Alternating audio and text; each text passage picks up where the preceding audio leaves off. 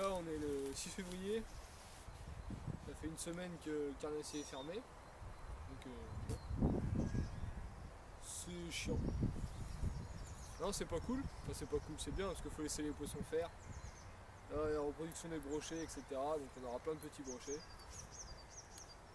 Et donc on a un super temps. Bon, il fait pas chaud, il va faire 10 degrés, mais bon c'est normal pour un mois de février. Et donc aujourd'hui je vais essayer de faire un petit tour au drop shot. Donc au Vermanier, parce que dans la région où je suis on a le droit de faire du Vermanier. C'est pas le cas de toutes les régions. Donc ici on a de la chance en fait, parce qu'il y a des gens, je suis en train de me dire qu'il y a des gens pendant 3 mois, donc jusqu'au mois de mai ils vont pas pouvoir pêcher. Ni au Vermanier, ni au leurre, ni rien en rivière, donc voilà. Moi ça me ferait chier. Et donc voilà. Donc aujourd'hui je vais présenter un petit peu le matériel que j'utilise pour le drop shot,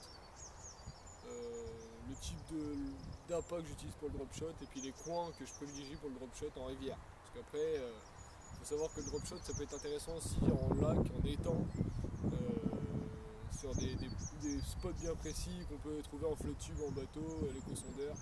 Ça peut être vachement bien. Mais moi je peux pas trop faire de flotte, j'ai pas trop d'étang dans le coin où je pourrais faire du flotte tube. Donc je viens pêcher au drop shot en rivière.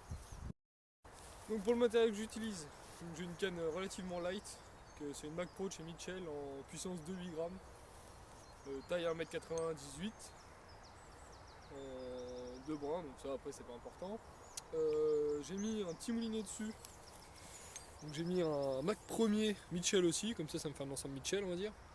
Donc un Mac premier qui est plutôt bien je trouve en rapport qualité-prix, j'ai eu l'occasion de le tester avec des leurres cet été, etc. Donc ça fait un bout de temps que je l'ai, mais j'ai pas trop pêché avec, parce que taille 1000, je trouve ça un peu petit. Donc oui, je l'ai garni avec une tresse, c'est de la Power Pro en 12 centièmes.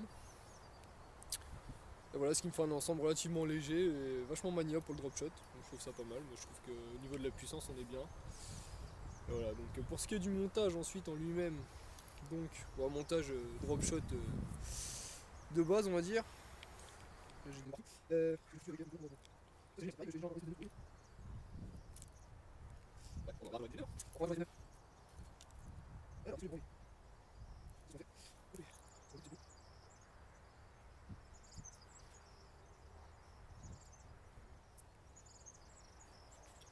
Bon, problème technique pratiquement résolu, hein.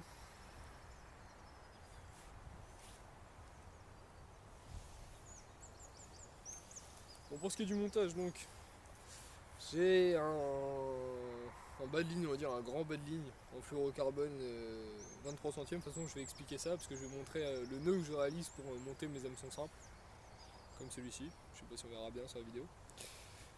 Je vais expliquer ça. Donc, j'ai un bas de ligne de une longueur de canne en fluorocarbone 23 centièmes. Donc, j'ai un montage double hameçon, ce qui n'est pas forcément nécessaire. Mais moi, je voulais faire ça. Donc, j'ai deux hameçons perpendiculaires à ma ligne en parallèle. Donc le premier c'est un simple, le deuxième j'ai fait un montage avec un hameçon monté sur un baril. Donc on se retrouve tout de suite avec le petit montage que je vous ai fait pour vous montrer le nœud que je réalise et puis le matériel que j'utilise plus précisément pour réaliser ce montage drop shot. Alors pour réaliser un montage drop shot vous avez besoin de très peu de matériel. Des hameçons type VMC Spin Shot, avec la particularité d'être monté sur un baril. Vous pouvez aussi utiliser des hameçons simples avec un œillet en petite taille. Ici c'est un taille 8. Donc ces deux types d'hameçons sont les hameçons les plus recommandés pour le drop shot. Ensuite différents types de plombs. Donc ici j'ai des Delaland, des plombs à clipser avec différents grammages suivant la profondeur dans laquelle vous pêchez en drop shot. Après il y a différents types de plombs, les plombs ronds, il y a des plombs plats, enfin plats, des plombs comme ça que j'ai pas, que j'utilise pas. Un corps de ligne, enfin un bas de ligne en fluorocarbone. Donc petite taille de fluorocarbone, 23 centièmes ça suffit. C'est assez gros même, on peut même descendre dans les tailles sans que ça gêne. Moi j'utilise une longueur de canne en fluoro histoire de pouvoir recouper si nécessaire. Donc pour ce qui est du nœud avec l'hameçon à œillet, on va appeler ça comme ça, un hameçon simple. Donc vous prenez votre bas de ligne en fluorocarbone, donc là j'ai pris du fluoro trop gros, beaucoup trop gros pour faire le montage, mais c'est pour que ça se voit bien à la caméra. Donc vous enfilez l'hameçon dans le fluoro de manière à ce que le crochet soit vers le haut par rapport à votre ligne, comme ceci. On va dire que le haut de ma main ici c'est le haut de la ligne et là c'est le bas, pour que l'hameçon soit perpendiculaire à la ligne en fait. Ensuite le nœud il est très simple, le nœud que je réalise ici fait une boucle, si j'y arrive. C'est pas facile. Voilà, on fait une boucle que je tiens dans mon pouce et des tours, des spires. Donc un nombre de spires, on va dire 10 spires. Ici je vais pas en faire 10. Pour à la fin venir repasser dans la boucle. Comme ceci. Donc la boucle qui est ici. On va repasser dedans au bout de 10 spires. Et ensuite on va tendre. Faut tendre bien fort. Aïe, sans se mettre l'hameçon dans le doigt. Faut tendre bien fort. De manière à ce que l'hameçon soit positionné comme ceci. Au mieux, le plus perpendiculairement possible à la ligne. Si jamais il n'est pas perpendiculaire, vous faites repasser le fil dans l'œillet pour l'inverser si toutefois il est positionné vers le bas. Donc pour ce montage là, voilà le nœud utilisé. Bon. Pour ce qui est des appâts utilisés, donc là j'ai choisi de prendre des teignes, on appelle ça des teignes, ouais c'est ça. Teignes naturelles momifiées, donc teignes mortes, congelées. Je sais pas si c'est ce qu'il y a de mieux pour pêcher. Mais en fait je les ai pris parce que regardez, elles sont, on va pas bien voir, elles sont rouges, enfin j'avais pris des rouges et des jaunes. Donc vu que l'eau est vachement teintée en fait, je me suis dit, si je prends des couleurs vives plutôt que prendre des verres de farine ou des verres de terreau rouges, enfin rouges, les verres de terreau voilà c'est plus sombre que ça. Et des verres de farine c'est blanc, mais voilà, donc je me suis dit pourquoi pas prendre des trucs comme ça. Donc j'ai aussi amené des verres de terreau aujourd'hui. Mais là j'essaie avec des petites teignes comme ça. Donc j'ai mis les deux couleurs, j'ai mis du rouge et du jaune sur les deux hameçons. Enfin un hameçon en rouge, un hameçon en jaune. Et je vais voir ce que ça donne. Donc là on va faire un petit tour maintenant, puis on va essayer de voir 2-3 spots qui seraient intéressants à pêcher en drop shot, quoi, à pêcher au vert. Donc le but recherché c'est pas tellement de prendre du carnassier, si ce n'est des perches, s'il y a des perches c'est intéressant à prendre. Mais sinon on peut prendre plein de choses, s'il y a un chevenne qui se trimballe, si du poisson blanc, ça peut être marrant, c'est pour s'occuper pendant la fermeture de toute façon. Donc voilà, on va regarder ça, et si on prend du poisson, bah, je mettrai ça dans la vidéo. Yeah.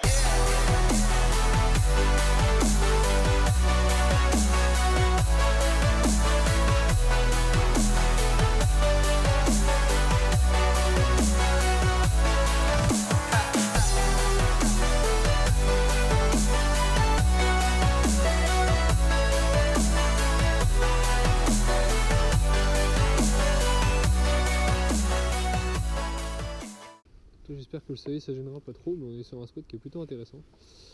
Parce que là, bon, c'est dégueulasse, hein, mais donc là on a le courant qui arrive. Et là on a un contre, je sais pas comment on pourrait appeler ça en fait. Un calme, un vide. Juste ici, juste sous mes pieds là. Et du coup ça peut être intéressant en drop shot. Donc là je vais essayer un peu. J'espère qu'il n'y a pas trop de branchage ou de conneries comme ça. Faut pas que je casse mon montage. Une drop shot c'est une technique que j'avais déjà pu essayer l'année dernière pendant la fermeture, mais j'étais pas super calé sur le sujet. J'avais fait des petits montages, j'avais réussi à prendre 2 ou 3 perches je crois. Au verre de farine. Sur cette rivière, donc bon voilà. Hein. Là j'ai essayé de faire un truc un peu plus sérieux on va dire. On va quand même faire un tour, on désespère pas hein, si ça se trouve. Ça se trouve on prendra de la perche. Hein. Bon dans tous les cas si on n'en prend pas, d'autres vidéos vont venir en drop shot, hein. Je pense que je ferai des endroits différents pour histoire de faire du poisson. Je pense que je vais retourner là où vous n'avez pas aimé la vidéo, que beaucoup de gens n'ont pas aimé sur cette chaîne là, enfin sur la chaîne de pêche. Au niveau du pont on faisait plein de perches là, c'était aussi du drop shot on peut dire, ou de la verticale, je sais pas comment je vais appeler ça, mais avec du petit 2 pouces là, cet été où ça mordait bien, on faisait 5-6 perches en 10 minutes là. Et bah je pense que j'irai sur ce pont pareil. Pour ceux qui connaissent, c'est le pont du Mail. Et j'essaierai au drop shot ma foi, parce que je sais que c'est blindé de perches en dessous. Donc à la limite pour faire une ou deux petites perches, et puis il y a plein de poissons de toute façon. Donc si ça redescend un peu le niveau et tout, je pense que j'irai là-bas faire une petite vidéo, essayer de prendre du poisson quoi. Je relâcherai les poissons différemment, parce que sinon il y en a encore qui vont crier. Donc, ce que je conçois, parce que bon, sur ce pont je pouvais pas faire autrement. Donc après voilà. Si personne critiquait, ça serait pas marrant. Donc voilà, donc dans tous les cas, d'autres vidéos sont à venir. Là je vais en tourner une autre dans la journée, normalement. C'est sur le thème de la pêche, mais ça sera pas au bord de l'eau. Donc voilà, je serai avec des amis pêcheurs et vous verrez ce que c'est. Je pense que ça interviendra après cette vidéo. Enfin, ça interviendra. Je la sortirai après cette vidéo. Et voilà quoi. Merci à tous ceux qui nous suivent. Donc là, il y a mon coéquipier avec qui je pêchais au début, enfin je pêche souvent même, mais là donc, il pêche beaucoup moins parce que il avait d'autres occupations. Donc il a pas pu venir pêcher, c'est dommage. Donc en ce moment je fais beaucoup de sessions solo, mais faut pas désespérer. Là, il va revenir, on va faire des sessions comme avant. Il va acheter un petit peu de matériel, et puis je pense qu'on se retrouvera pour l'ouverture du carnassier. Nous on aura la chance d'avoir un étang un mois avant l'ouverture pêchable, enfin un étang, un site avec plusieurs étangs. Donc je pense qu'on ira faire des vidéos là-bas si le temps est favorable. Et sinon merci à tous de nous suivre. Merci à tous ceux qui commentent. Faut pas hésiter à commenter, à nous poser des questions. En général on répond assez rapidement.